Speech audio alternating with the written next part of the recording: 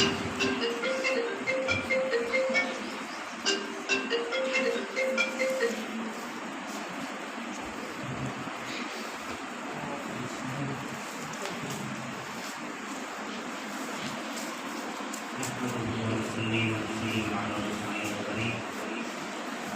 بعد فأعوذ بالله من الشيطان الرجيم بسم الله الرحمن الرحيم إن الله وملائكته يصلون على النبي يا أيها الذين آمنوا صلوا عليه وسلموا تسليما اللهم صل على سيدنا محمد وعلى آل سيدنا محمد وبارك وسلم مولاي صل وسلم دائما أبدا على حبيبك خير خلق كلهم هو الحبيب الذي رجا شفاعته لكل هول من الأهوال مقتحم صلى الله تعالى على خلقه ونور عرشه محمد وآله وأصحابه أجمعين. واجب الاحترام اساتذہ کرام، میرے محترم بزرگ دوستوں اور پیارے بچوں، جیسا کہ آپ حضرات کو معلوم ہے، آج محترم بھائی محمد شبیز کے صاحبزادے حافظ محمد شہباز صاحب کے ختم قرآن پاک کے سلسلے میں ادارہ مصباح العلوم بستی اللہ بخش آرائی مبارک ضلع بہاولپور میں محفل کا انعقاد کیا ہے۔ دعا فرمائے اللہ پاک اس پاک محفل کو اپنی بارگاہ میں شرف قبولیت عطا فرمائے، اور جتنے بچے اس ادارے میں پہنچے ہیں اللہ تعالیٰ سب کو کامیابی نصیب فرمائے، بلکہ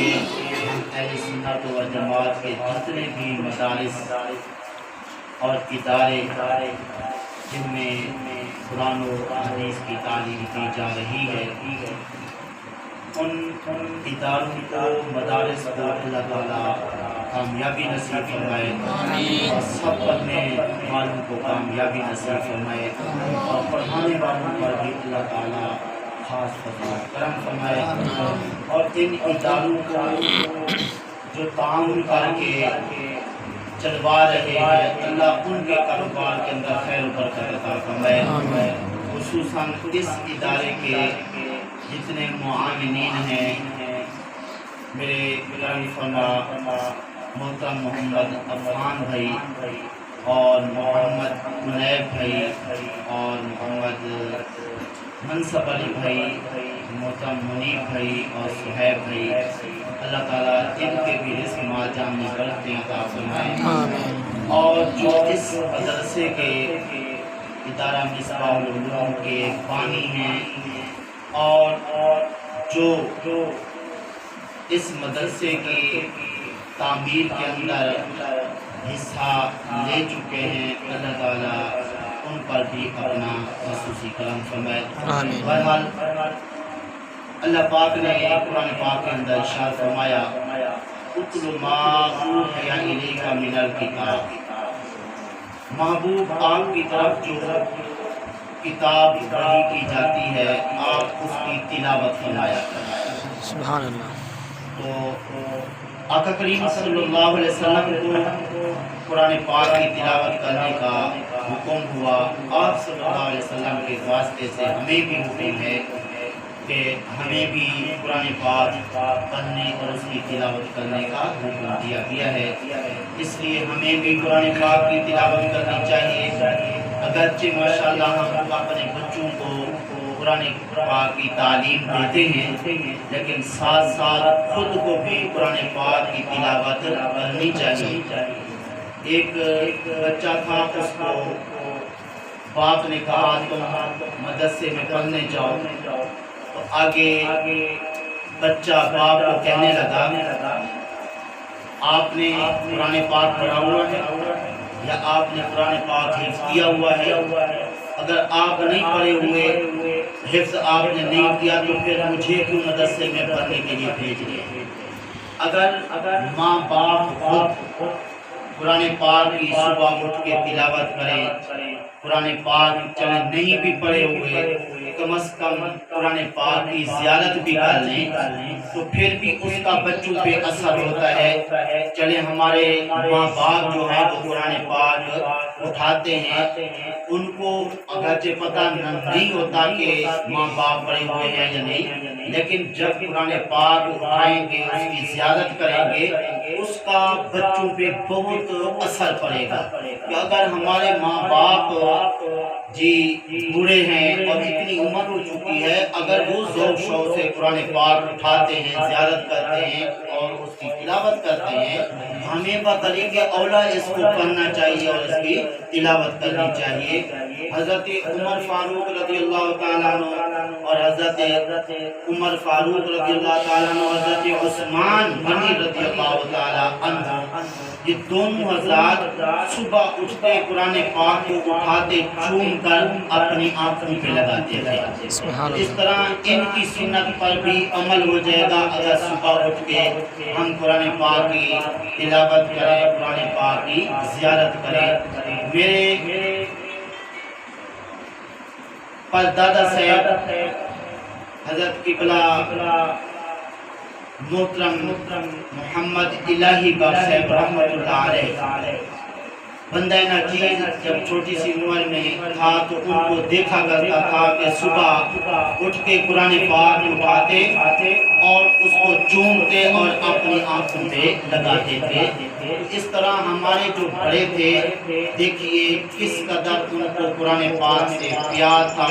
قرآن پاک سے ان کو کتنی بڑی عقیدت تھی۔ اب اگر ہم قرآن پاک پڑھے ہوئے نہیں ہیں تو اب پھر کیا کرنا چاہیے؟ ہمیں اس کو پڑھنا چاہیے۔ کسی قاری صاحب سے، کسی استاد صاحب سے وقت لے کر ہمیں جو ہے وہ قرآن پاک پڑھنا چاہیے، سیکھنا چاہیے۔ اب کوئی کہے کہ قرآن پاک تو بہت مشکل ہے، ہم سے تو یہ پڑھا نہیں جا سکتا، عمر زیادہ ہو گئی ہے۔ اللہ تبارک و تعالی نے یہ خیال اور وہم بھی دور کر دیا، فرمایا وَلَقَدْ يَسَّرْنَا الْقُرْآنَ لِلذِّكْرِ، ہم نے قرآن پاک یاد کرنے کے لیے آسان کر دیا ہے۔ کون فرما رہا ہے؟ اللہ پاک خود فرما رہا ہے، ہم نے قرآن پاک یاد کرنے کے لیے آسان کر دیا ہے۔ تو دیکھیے چھوٹے چھوٹے بچے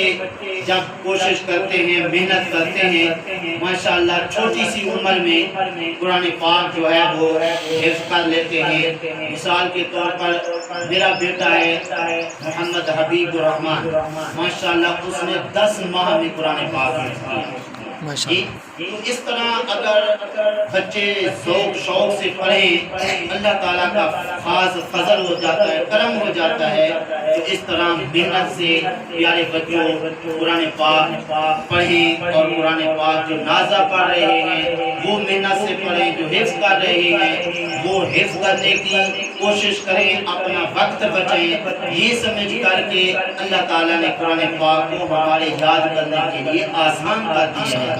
تو کوئی بچہ یہ نہ سمجھے کہ میں تو بالکل ذہن سے فارغ ہوں، میں کمزور ہوں، میں کہاں پا سکتا ہوں، ایسی کوئی بات نہیں ہے۔ ہر ایک کے اندر اللہ تعالیٰ نے قرآن پاک یاد کرنے کی صلاحیت رکھی ہوئی ہے، بلکہ جو مشکل کام ہے اگر کوئی بچہ کوشش کرتا ہے اس کام کو کرنے کی، اللہ تعالیٰ کا اس پہ فضل ہو جاتا ہے۔ دیکھتے نہیں ہیں کہ جہاز جو ہے وہ ہوا میں ہوتا ہے، آخر اس کو بھی کسی بندے نے بنایا ہے نا، تو اب اس کو اگر بندے نے بنا لیا، اللہ تعالیٰ نے اس کو عقل دی اور عقل سے اس نے کام لیا اور جہاز بنا لیا۔ اس طرح اگر آج ہم بھی کوشش کریں، ذوق شوق سے قرآن پاک پڑھیں اور یاد کرنے کی کوشش کریں، تو اللہ تعالیٰ کا ضرور خاص کرم ہوگا۔ پھر قرآن پاک کو یاد کرنے کے بعد اس کو چھوڑنا نہیں ہے، اس کو یاد رکھنے کی کوشش کرنی ہے، اس لیے کہ آقا کریم صلی اللہ علیہ وسلم نے فرمایا کہ میں نے اپنی امت کے گناہوں کو دیکھا، ان میں جو سب سے بڑا گناہ مجھے نظر آیا وہ یہ تھا کہ کوئی میرا امتی قرآن پاک کی کوئی آیت یا سورت یاد کرے پھر اس کو بھلا دے۔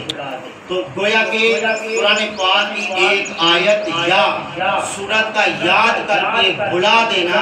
آقا کریم صلی اللہ علیہ وسلم فرماتے ہیں سب سے بڑا گناہ جو ہے مجھے اپنی امت کا یہ نظر آیا ہے۔ تو اس لیے اگر ہم میں سے یا جہاں تک یہ آواز جا رہی ہے قرآن پاک کی کوئی آیت یا سورت یاد کر کے وہ بھلا چکا ہے، اس کو کوشش کرنی چاہیے کہ اس کو دوبارہ یاد کرے، ورنہ جو ہے یہ بہت بڑے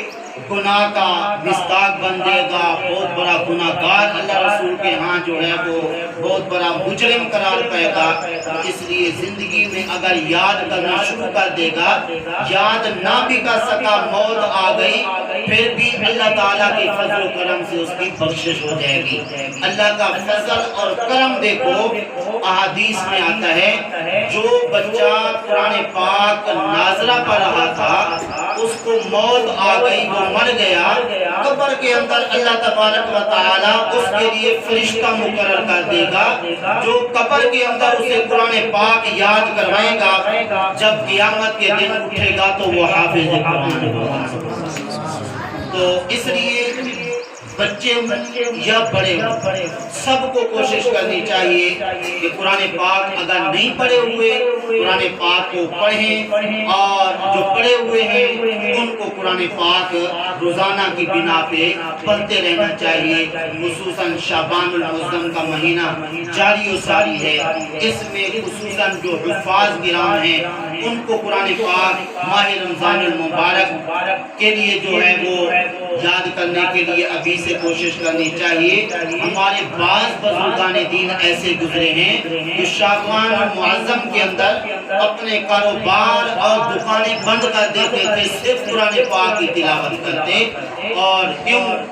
ماہ رمضان المبارک کی تیاری کے لیے، ماہ رمضان المبارک کی استقبال کے لیے۔ اس لیے پیارے بچوں،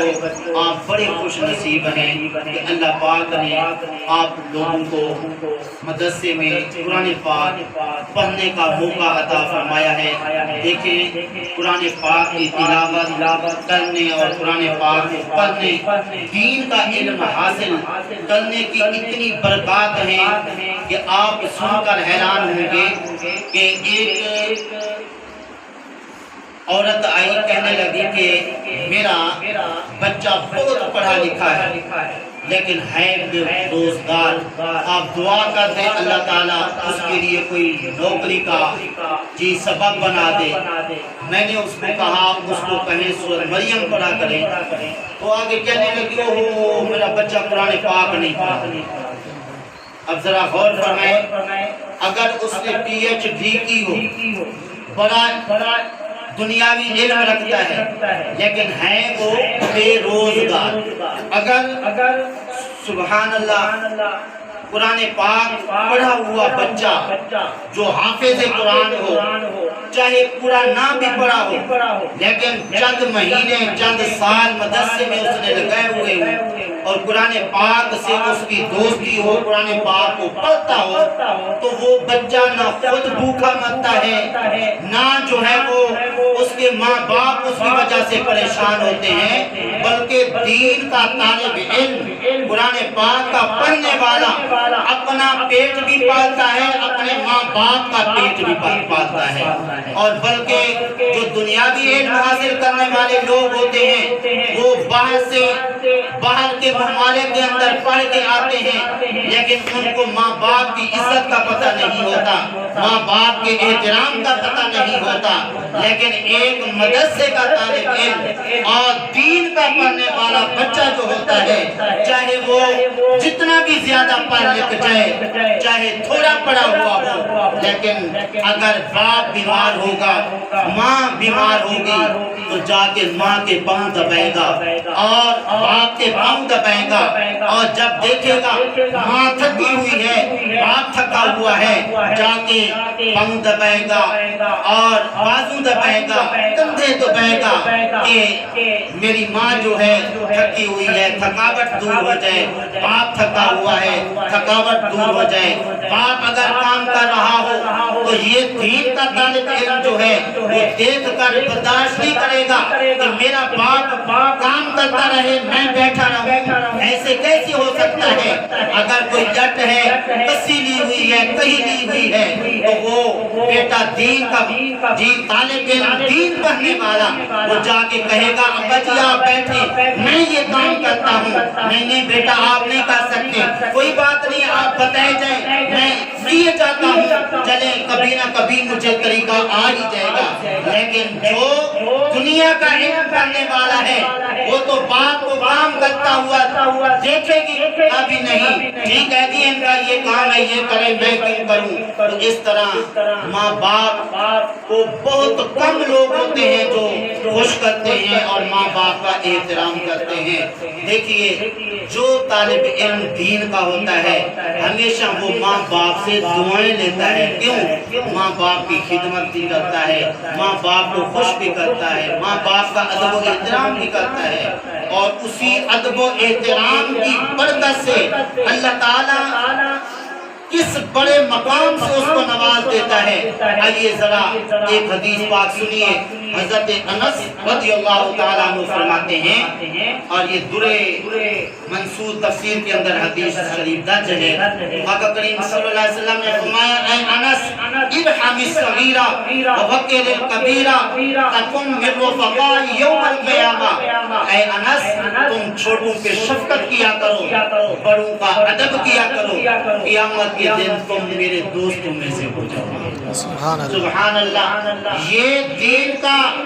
علم حاصل کرنے والے کیونکہ دین پڑھتے ہیں، احادیث پڑھتے ہیں اور قرآن پاک کو سمجھتے ہیں اور اپنے اساتذہ کرام سے تربیت لیتے ہیں کہ استادوں کا ادب کس طرح ہوتا ہے، ماں باپ کا ادب و احترام کس طرح ہوتا ہے، ماں باپ کی عزت کس طرح کی جاتی ہے، اس طرح اپنے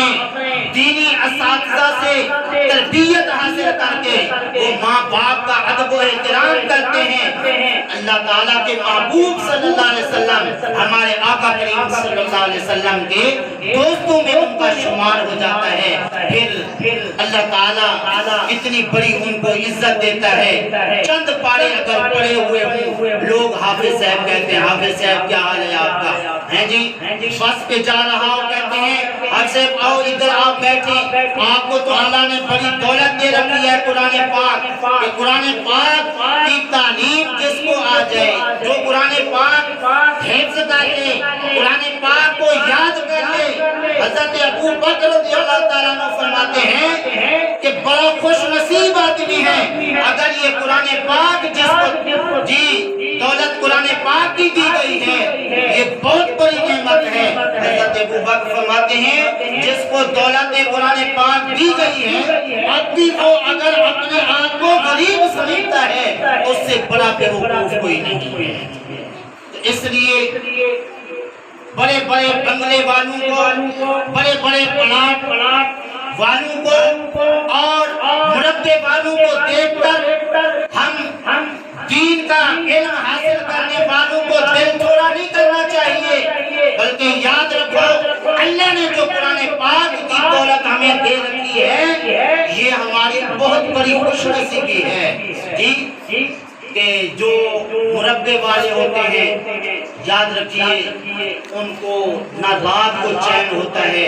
نہ دن کو چین آتا ہے، ہر وقت ان کو فکر ہوتی ہے کوئی ڈاکو نہ آ جائے، کوئی چور نہ آ جائے، کوئی لوٹ کے نہ لے جائے۔ لیکن قرآن پاک کی جو دولت ہے، اس کی جو تعلیم ہے یہ لازوال ہے، یہ نہ ختم ہونے والی ہے، نہ اس پہ کوئی چور آ سکتا ہے، نہ اس پہ کوئی ڈاکہ ڈال سکتا ہے۔ اس لیے پیارے بچوں آپ اور ہم بڑے خوش نصیب ہیں جی الحمدللہ قرآن پاک پڑھ رہے ہیں انشاءاللہ حفظ کرنے کے بعد پھر ہم درس نظامی پڑھیں گے پھر درس نظامی پڑھنے کے بعد پڑھائیں گے اس طرح ہماری زندگی پڑھتے پڑھاتے گزر جائے گی مریں گے تو یہ صدقہ جاریہ رہے گا جی اس لیے اللہ کی رضا کے لیے ہمیشہ قرآن پاک پڑھیں اور یہ سمجھ کر ہمارے آقا خوش ہو جائیں ہمارے پروردگار جو ہے وہ خوش ہو جائیں انشاءاللہ جب اللہ کی رضا حاصل ہو گئی آقا کریم صلی اللہ علیہ وسلم کی رضا حاصل ہو گئی تو پھر سب کچھ حاصل اور یہ بھی یاد رکھیے میں عرض کر رہا تھا نا کہ یہ جو دین کا علم ہوتا ہے اس کے حاصل کرنے والے ہمیشہ ادب و احترام کرتے ہیں دین کا علم ہمارے بڑے بڑے اکابر نے بزرگوں نے جو ہے وہ حاصل کیا اور انہوں نے کس قدر ادب کیا آخری بات میں عرض کر کے بات ختم کرتا ہوں حضرت امام ابو حنیفہ رحمۃ اللہ علیہ کبھی سنا ہے نام بہت بڑے امام گزرے ہیں اور ہم بھی انہی کی وجہ سے حنفی کہلواتے ہیں ٹھیک ہے اور انہوں نے جی علم حاصل کیا اور بلکہ انہی کی طرف آقا کریم صلی اللہ علیہ وسلم نے اشارہ فرمایا تھا کہ ایک نرد کلندر آئے گا اگر علم وہ آسمانوں پر بھی ہوا تو وہ آسمان سے نیچے اتار کر لے آئیں گے یہی حضرت امام ابو حنیفہ رحمۃ اللہ علیہ سبحان اللہ قرآن پاک ایک رکعت کے اندر پورا جو ہے وہ پڑھ لیتے تھے اس طرح قرآن پاک سے اتنا بڑا گہرا تعلق اور قرآن پاک کی تلاوت کرنے کی اتنی ان کے دل کے اندر محبت تھی اور ان کے ادب کی ایک بات میں عرض کرتا ہوں حضرت امام ابو حنیفہ رحمۃ اللہ علیہ جس محلے میں رہتے تھے اس محلے کی 7ویں گلی میں استاد صاحب کا گھر تھا تو کبھی اپنے گھر میں رہتے ہوئے استاد صاحب کے گھر کی طرف پاؤں نہیں پھیلائی پوچھا گیا کیا وجہ فرمایا ادھر استاد صاحب رہتے ہیں استاد صاحب کا گھر ہے اگر ادھر میں نے پاؤں پھیلا لیے تو میں بے ادب نہیں غور تو فرمائیے پہلے لوگ کتنا اپنے استادوں کا ادب و احترام کرتے تھے آج ہم کتنا کرتے ہیں یاد رکھیے پیارے بچوں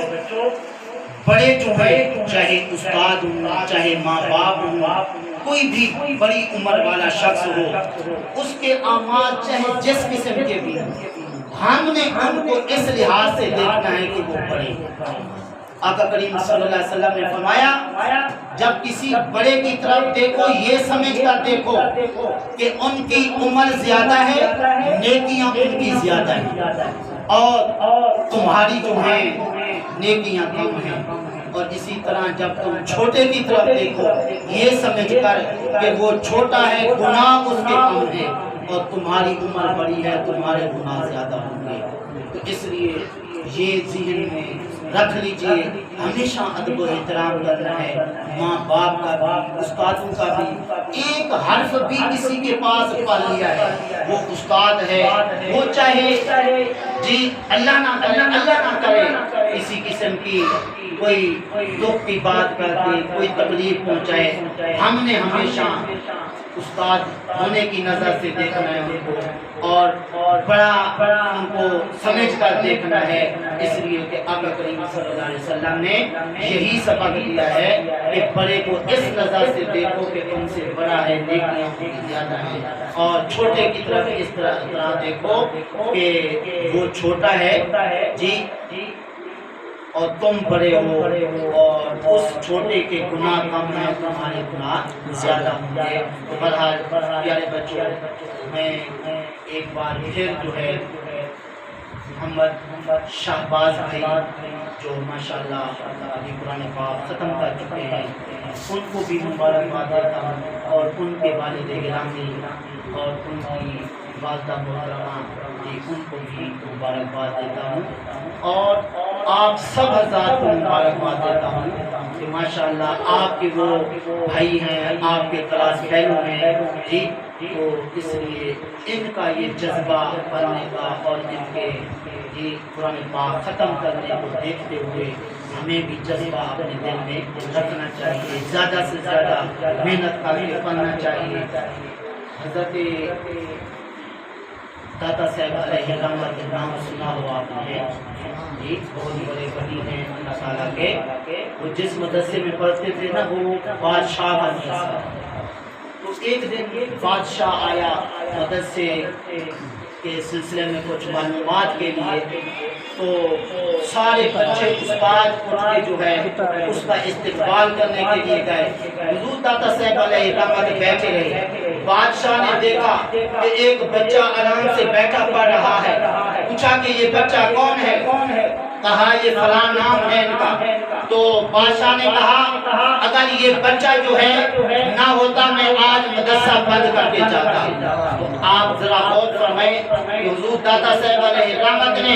یہ نہ سوچا کہ بادشاہ آیا ہے میں اس کا استقبال کرنے کے لیے کھڑا ہوں، لیکن آپ نہیں کھڑے ہوئے، جو کچھ پڑھ رہے تھے اسی کی طرف ان کی توجہ رہی اور انہی کی وجہ سے وہ مدرسہ جاری و ساری رہا۔ تو اس لیے ہمیں بھی بڑے ذوق شوق سے قرآن پاک پڑھنا چاہیے، اور کوئی بھی اگر یہاں پہ آ کے لڑے، کسی قسم کی بےزتی کرے، جی اس کی طرف کوئی توجہ نہیں کرنی ہے، صرف یہی کہ ہم اللہ رسول کا دین پڑھنے کے لیے آئے ہوئے ہیں۔ ہمارے آقا کریم صلی اللہ علیہ وسلم نے جی لوگوں سے پتھر کھائے ہیں، لوگ پتھر مارتے تھے، یہاں تک کہ طیف کے میدان میں حضور کو جو پتھر لگے آپ کے لہو لہان سے آپ کی جوتی مبارک جو ہے وہ ٹوٹ گئی، اس لیے انہوں نے تو پتھر کھائے۔ آج اگر ہمیں کوئی سخت باتیں کر لیتا ہے وہ کوئی بات نہیں ہے، برداشت کریں، اللہ تعالیٰ کے دین کو پڑھیں اور قرآن پاک کی تعلیم حاصل کر کے ساتھ ساتھ یہ جذبہ رکھیں ہم نے درس نظامی کرنا ہے، آگے جناب دنیاوی تعلیم بھی حاصل کرنی ہے، matric B A F A M A یہ بھی سارا کچھ حاصل کرنا ہے، کیونکہ آج کل اس کی بھی بڑی ضرورت ہے۔ تو بہرحال صرف یہ سمجھ کر بس جی قرآن پاک پڑھ کے فارغ کے اس کے بعد کوئی کام کاج کریں گے نہیں، بلکہ پہلے سے ذہن رکھیں